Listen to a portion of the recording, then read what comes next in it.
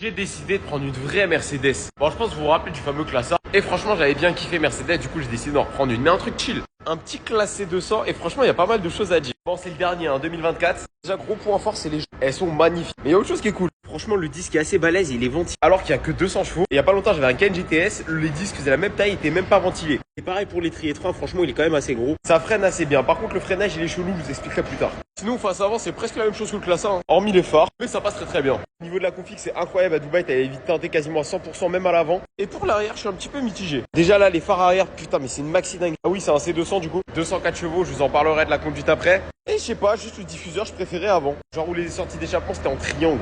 Et sous le moteur, bon bah cette fois, c'est pas un V8 ou un V10. C'est juste un 4 cylindres Mercedes. Mais au moins, cette fois, vous pouvez pas me dire qu'il y a un Renault à l'intérieur. Il y a zéro Renault à l'intérieur. Et en vrai, esthétiquement, je trouve ça vraiment sympa. Dommage que je l'ai pas trouvé en C63. Si je l'avais trouvé en C63, je l'aurais pris sec direct. D'ailleurs, en France, il y a un mec qui a un C63 de cette version-là qui veut bien que je le présente sur TikTok. Envoie-moi un message, mec.